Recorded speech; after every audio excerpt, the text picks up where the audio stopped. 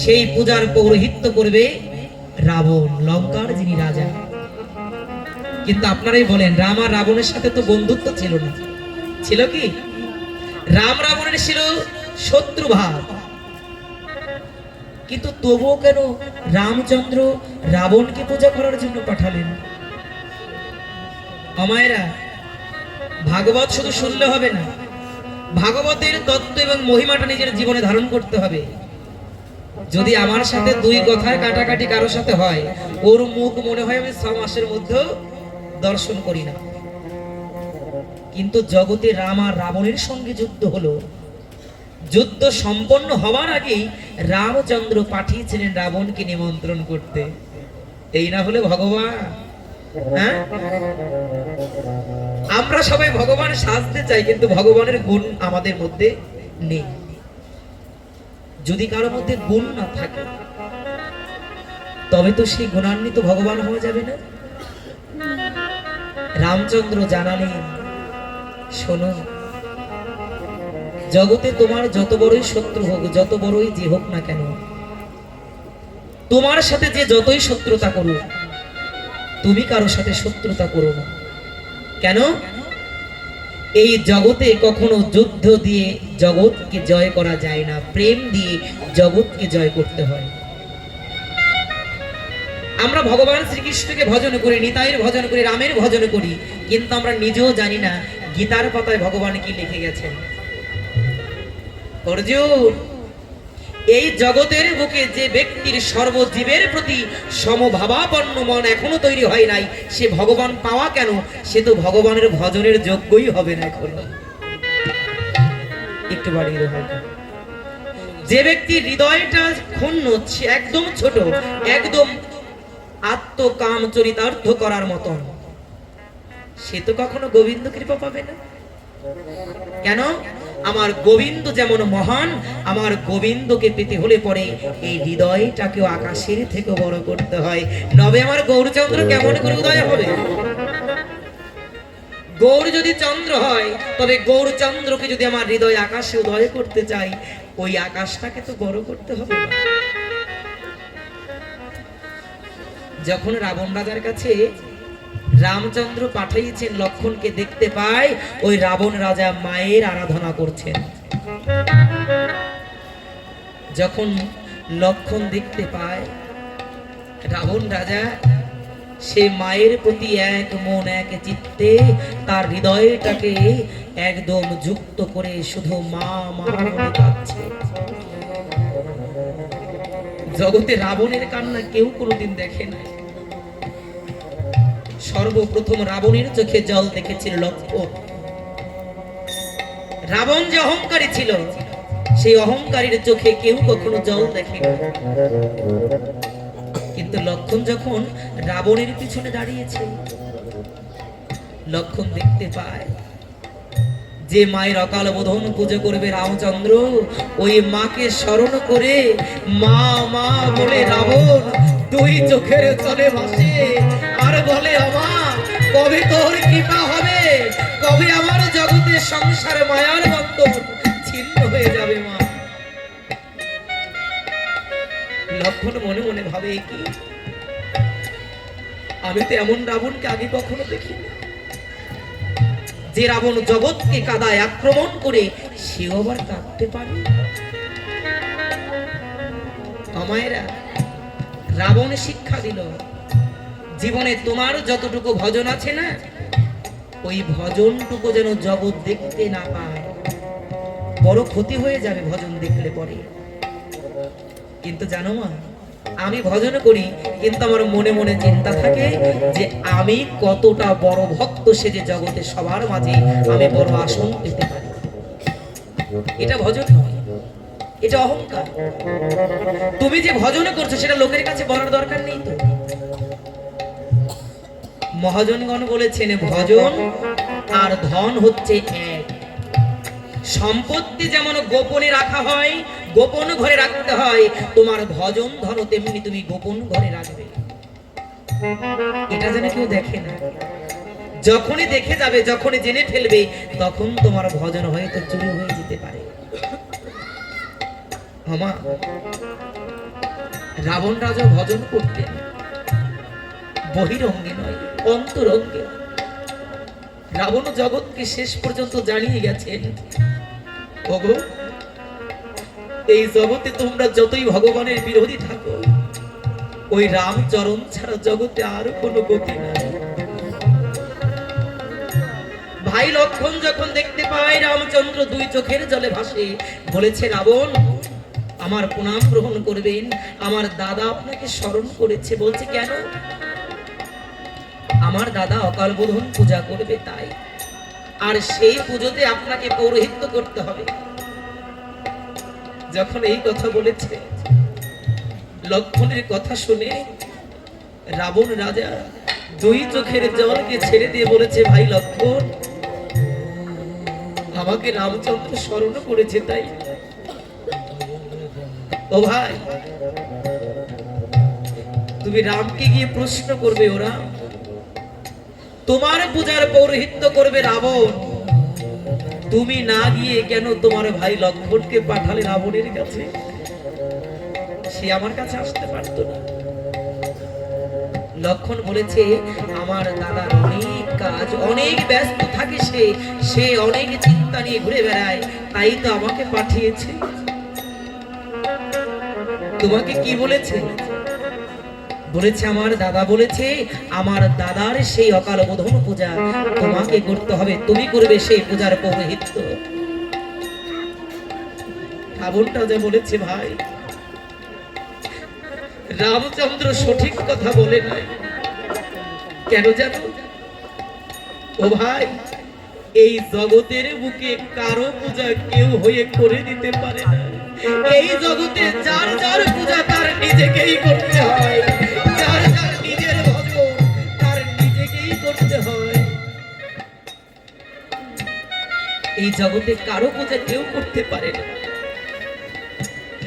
তুমি রামচন্দ্রকে গিয়ে বলে দাও, ওই রামের হয়ে অকাল বোধন পূজা করার শক্তি আমার মতো রাবণের নাই। কেন? আমি তো জানি না কেমন করে পুজো করতে হয়, আমি জানি না কেমন করে ভগবানকে ডাকতে হয়। তুমি দেখছো না, আমি আমার মায়ের সামনে বসে মাকে প্রার্থনা করছি। তবে ভাই,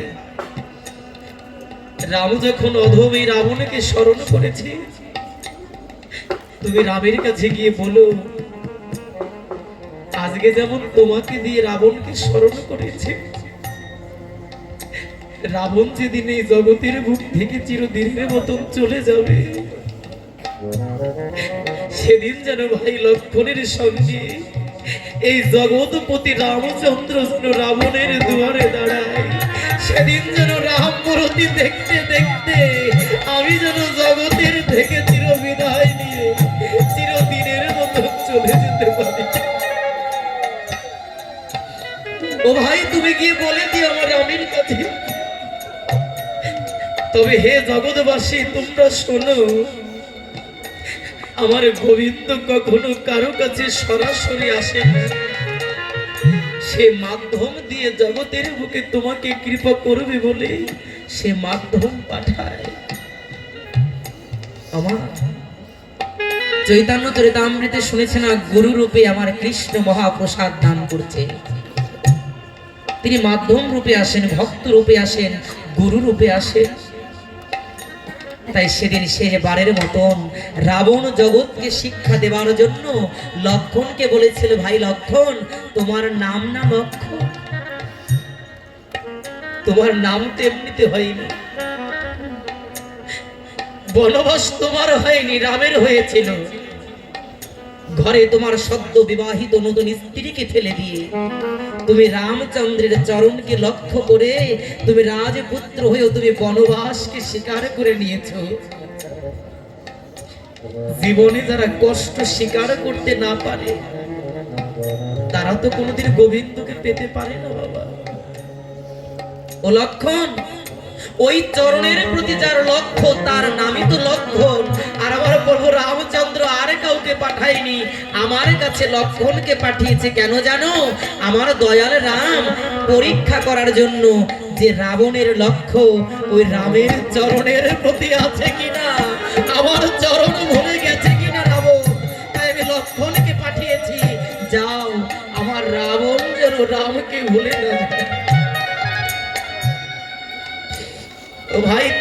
বলে দিও আমি আমার রামকে ভুলিনি। রাম আমার হৃদয়ে আছে, কিন্তু জগৎ আমি দেখাতে পারি না। কেন? এ যে আমার পূর্ব জন্মের অভিশাপ। আমাকে যে 3 জন্ম জগতের বুকে এমন ভাবে যেতে হবে, আমি যে রাম প্রেম জগতে দেখাতে পারবো না। তবে তুমি তো আমার বান্ধব হয়ে এসেছো, তুমি আমার রামের কাছে এই কথাটা বলে দিও। যদি সে আমাকে ডাকে আমি যাব, তবে আমি তার পূজা করতে পারবো কিনা জানি না।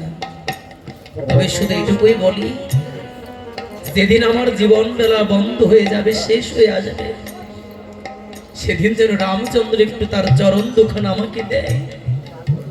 সেদিন লক্ষণ বুঝেছিল জগতের বুকে বহিরঙ্গ দেখেই কখনো ভক্তকে পরিমাপ করা যায় না। কে কোন বেশ ধারণ করে জগতে ঘুরে বেড়ায়, আপনার ক্ষমতা নেই যে আপনি ভক্তকে চিনতে পারবেন। তাই সাবধান। ওই আমার মতন সাজালো অনেক পাবেন জগতে, কিন্তু জানি ভক্তি যদি থাকে কারো হৃদয়ে, তাকে চেনা বড় ভার। মহাজনগণ বলেছেন, আকাশ দেখে যেমন বোঝা যায় বৃষ্টি হবে কিনা, তুমি ভক্তের কিছু লক্ষণ দেখে বুঝতে পারবে সে ভগবানকে কতটা ভালোবাসে।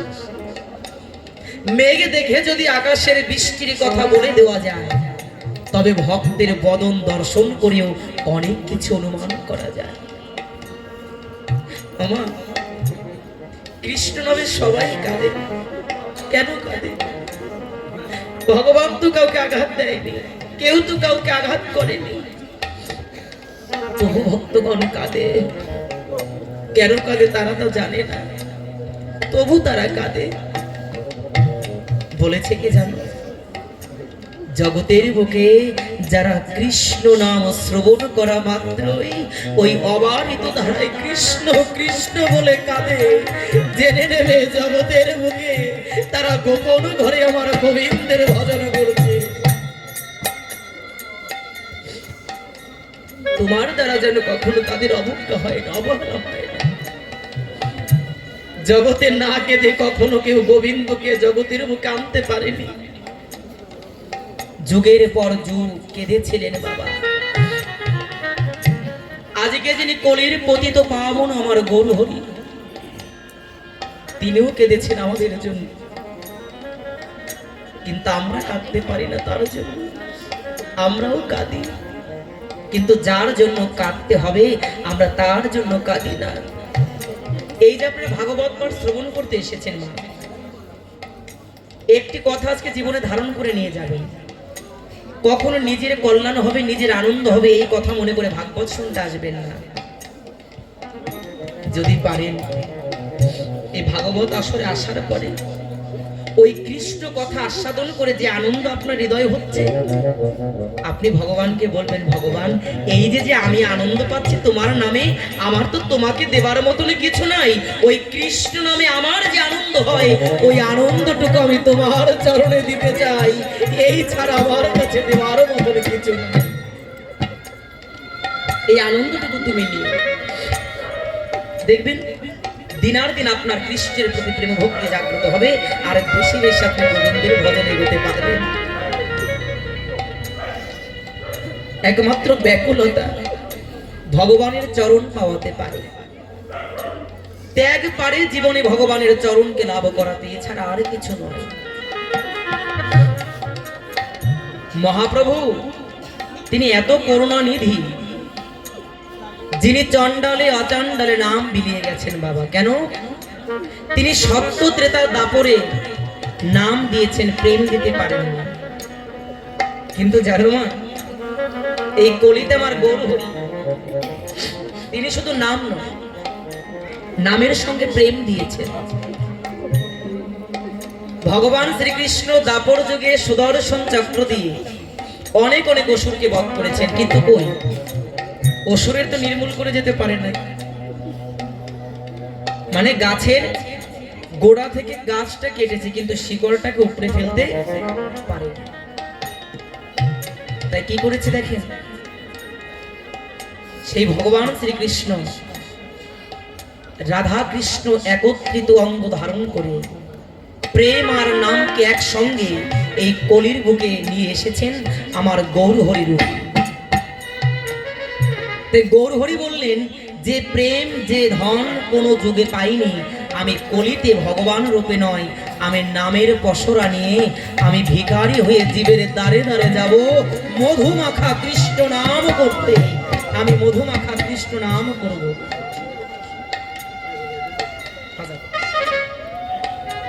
ভগবান আমাদের করুণা করতে গোলক পরিত্যাগ করে তিনি ভোলকের গায়ে এসেছেন। মহাপ্রভুর যে কত করুণা, কত যে অবদান, এটা আমরা জানি না। আমরা যদি বলি মা একটু কৃষ্ণ নাম করো, একটু ভাগবত পাঠ করো, গীতা পাঠ করো, কেউ আমরা সেই সময় দিতে রাজি না। কিন্তু জানো, আমরা কাজের শুধু বাহানা দিই।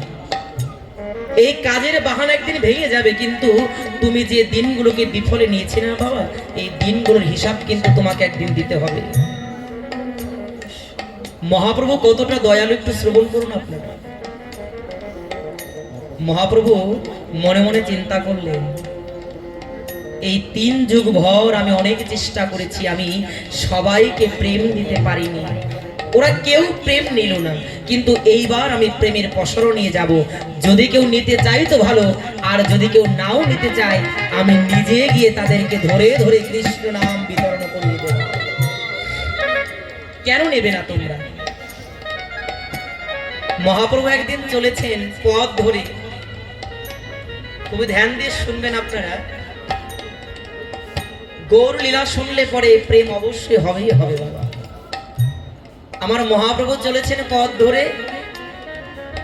হঠাৎ করে দেখতে পায় নদীর কোলে একজন ধোপা অনেক অনেক কাপড়কে জড়ো করে, সে মনে হচ্ছে সকাল থেকে বিকেল পর্যন্ত যদি কাপড়গুলোকে কাচে তবু তার কাপড় কাচা শেষ হবে না। মহাপ্রভু যখন দেখতে পায়, একটু একটু করে মহাপ্রভু ওই ধোপার কাছে গিয়ে বলছে, ভাই তোমার কর্ম কি? বলছে, কেন তুমি দেখছো না? আমার কর্ম হচ্ছে জামা কাপড় কাচা। সকাল থেকে সন্ধ্যা অবধি আমি কাপড় কাচি। এই কাপড় কেচে আমার জীবনে আমি জীবিকা উপার্জন করি। আমার সংসারে পুত্র কন্যা পিতা মাতা সবাই আছে, তাদেরকে যদি আমি সেবা দিতে চাই তবে আমাকে কর্ম অবশ্যই করতে হয়। ও সংসারে তোমার পিতা মাতা স্ত্রী পুত্র সবাই আছে, তুমি তাদের জন্য কর্ম করছো সকাল থেকে সন্ধ্যা পর্যন্ত, তাই না? বলছি হ্যাঁ। মহাপ্রভু বলছে, ও ভাই তুমি কি কখনো চিন্তা করে দেখেছো এই জগতে তুমি যাদের সঙ্গে সংসার করছো, এই জগতে এমন একজন আছেন যিনি তোমাকে নিয়ে তার সংসার পেতেছে। তুমি তোমার সংসারের চিন্তা করলে, কিন্তু তোমার সংসারে যিনি আসল জন, তুমি কি তার চিন্তা কখনো করেছো? ধোপা বলছে, কোন জন আমার আপন জন? আমার তো পিতা মাতায় আপন জন, স্ত্রী পুত্র সবই আমার আপন।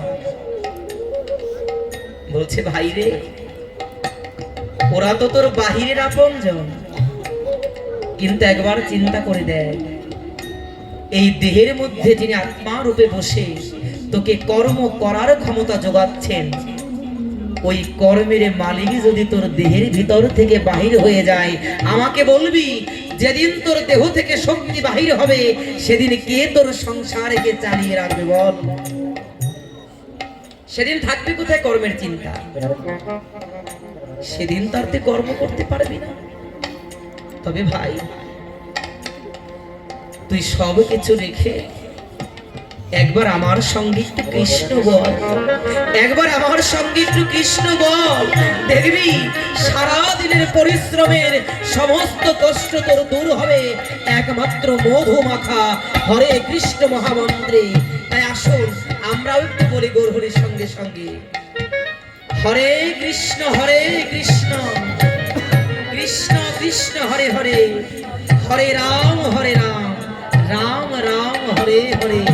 মহাপ্রভু বললেন, ভাই তুই সব কিছু বাদ দিয়ে এই কৃষ্ণ নাম কর।